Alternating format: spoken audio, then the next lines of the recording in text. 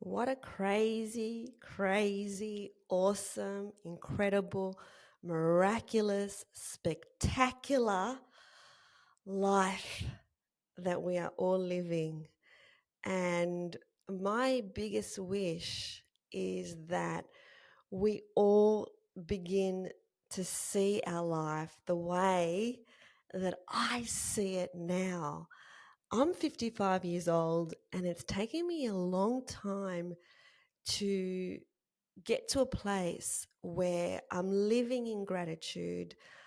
I have so much peace and love in my life. I don't do drama. I don't do stress. But I used to do a lot of all that stuff. And so I want to talk a little bit about the journey of life in today's video. So when I go right back to the very beginning, I had a blessed childhood. I was very lucky, but along with that, there were also some events that started to occur in my teenage years, which did bring me trauma, and that was about living a life which was um, had a lot of belief systems. I was very restricted in what I was permitted to do. I couldn't really explore who I really was because of all the rules and guidelines surrounding my upbringing. And I followed all the rules. I did everything that I was supposed to do. I um, did the good girl thing. I went to university. I married the perfect man.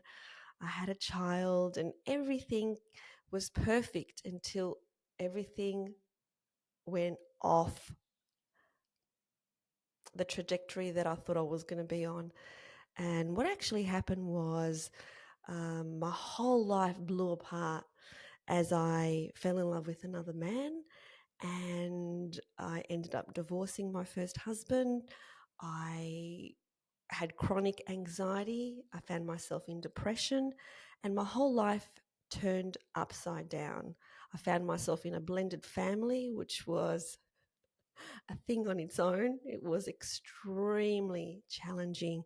And so I started to live a life of a lot of stress and a lot of drama.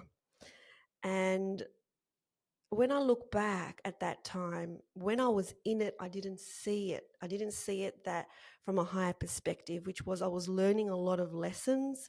I had rebelled against what I was taught to be right because I was trying to find myself. And in that process, I did a lot of things that were against my own values.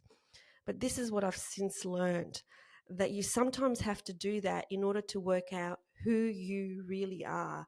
I went against my own values, and later on, I realized that because I felt so sick, and that's what depression is, it's this misalignment between our thoughts, feelings, and actions. I was completely misaligned with my values. And because I was so misaligned with my values, I became very sick. I became unwell from a physical, mental, and emotional perspective. And this is what illness really is about, any kind of illness that we have. And it could be anything. There is a misalignment somewhere between your soul, your body, the way that you're living your life. And so later on, I was able to see that I was misaligned, but I learned so many lessons about who I really am along the way. Did I hurt people along the way? Yes, I did. Did I hurt myself? Yes, I did. Did I hurt the people I love most? Yes, I did. This is part of the experience of being a human being. This is part of living this life in this very real way, is to acknowledge that all the things that we did, all the choices we made, all the decisions we made does not make us a bad person. And this is exactly what my podcast, The Shame Game, is all about, where every single week somebody shares their story on shame. It doesn't make us a bad person. We're holding all these beliefs that because I did this took this action, it means that I am this bad person. No, it does not mean that. It means that you had a human experience and you were trying to figure out who you were amongst the programming, amongst societal expectations, amongst cultural beliefs, amongst everything that we are taught to believe about who we are, who we really are. And so during this time, there were many, many instances that were not my greatest moments, that I look back and I go, my God, who was that? Who was that person that took those actions and did those things? Because it feels like it was a completely different lifetime. It feels like it wasn't me. And the thing is, it wasn't me. Because I know who I am now. I'm 55 years old and I finally worked out who the hell I am. But I wasn't that person that was playing in fear and that was scrambling to work out who she really was. But I still look at her lovingly, adoringly, like this innocent child that didn't know any better. And that's the way that we need to look at our former selves, with love, with compassion, with this, oh, I love you so much. You didn't know any better, but I know now that you do. And when I look back at that time, it was the most challenging period of time in my life because everything feels like it's so hard because there's so many expectations we feel like we need to prove about our worth as to who we are. And I have to prove to that person that even though I did this action, that I'm not really that bad. See, I'm a good mother now and I do this and I do that. And it's this constant proving that we are, meeting societal expectations, which is absolutely exhausting. And then I came into this empowerment stage after the depression stage where it was like, I can do anything. I can do whatever I want in this world. I can achieve anything I want. And I did some pretty awesome stuff.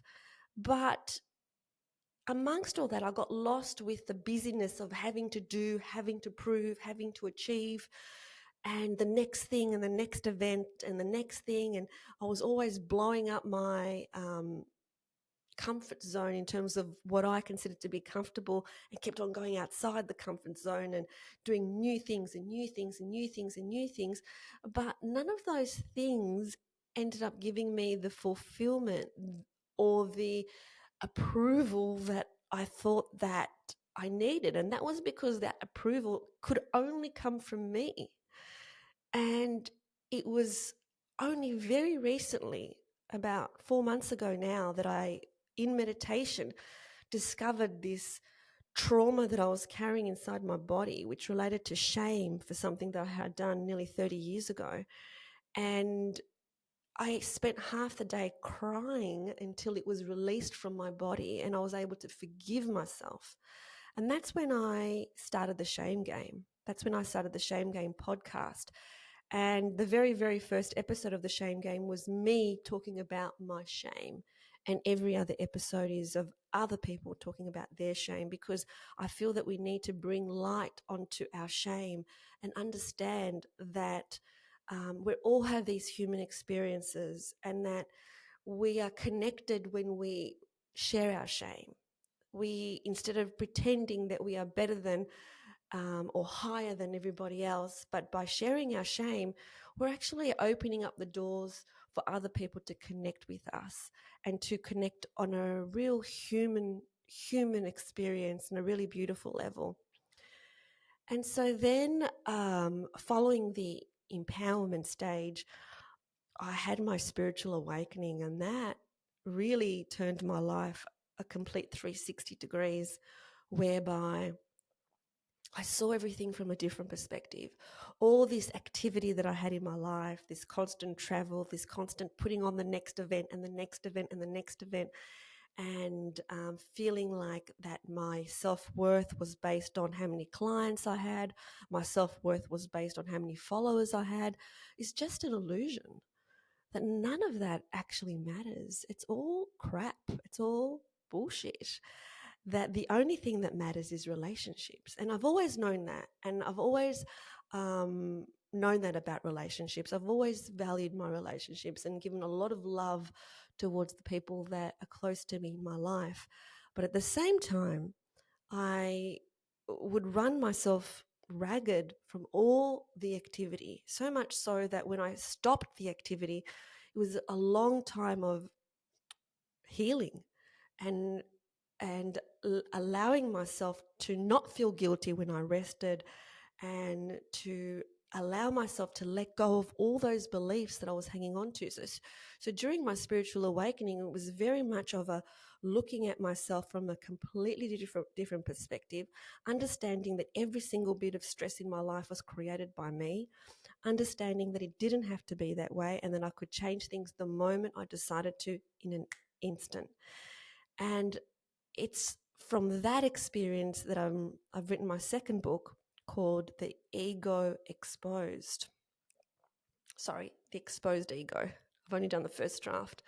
It's a work in progress, but it's a labor of love as I talk about all the beliefs that I let go of, all the fears that I let go of, to find this place that always existed, this place of peace and love and harmony, where I wake up in gratitude at everything around me, and there is no drama in my life now, and that's because I've let it go.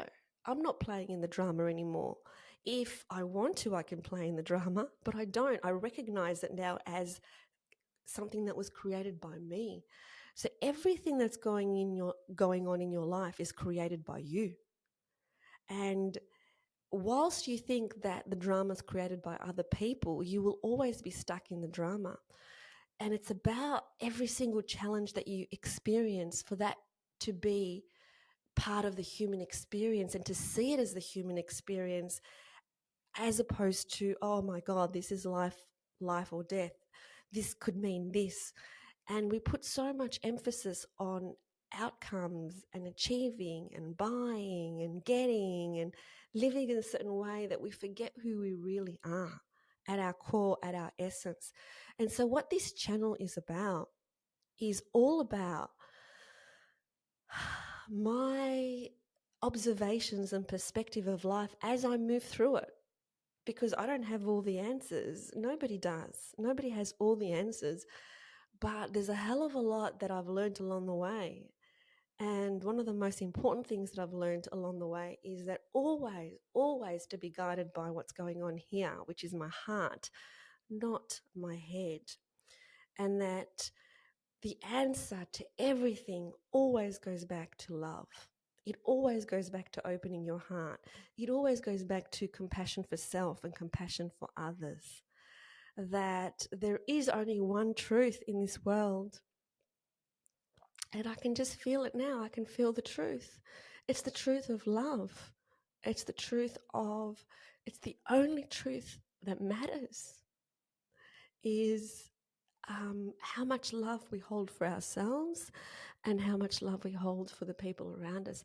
Nothing else matters. When I look back at the past in terms of the illusion that I was in, the illusion was all about worrying about meeting goals.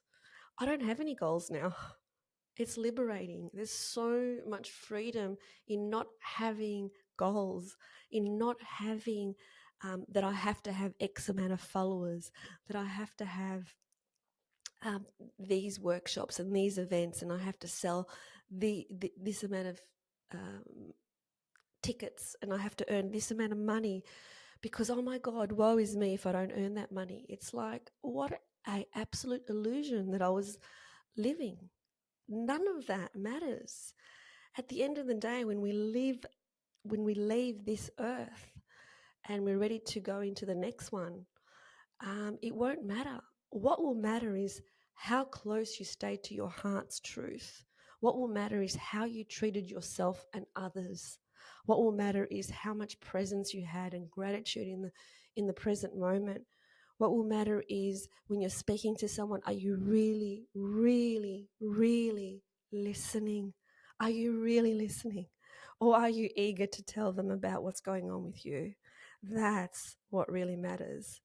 What really matters is speaking our truth no matter what the consequences.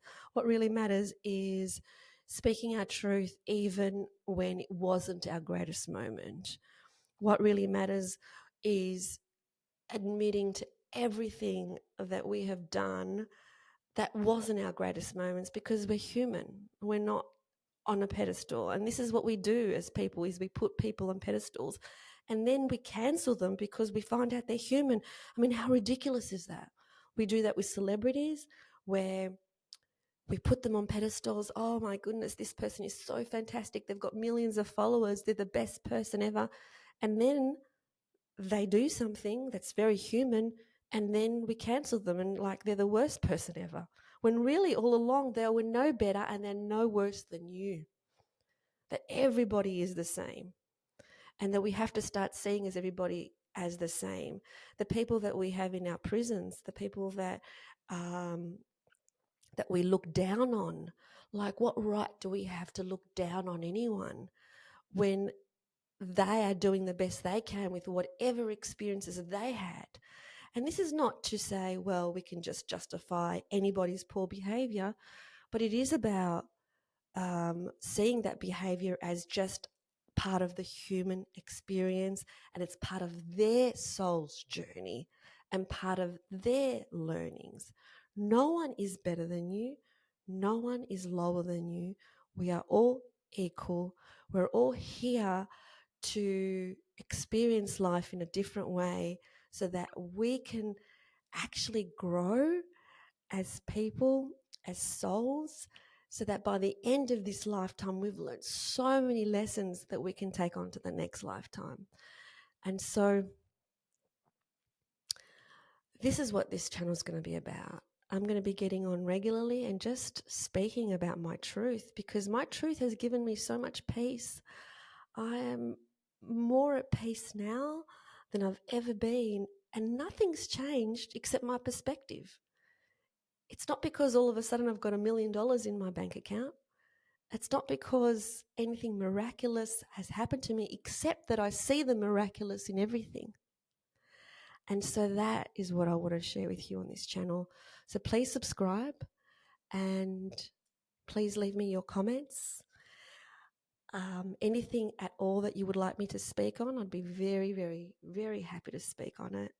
And sending you all my love.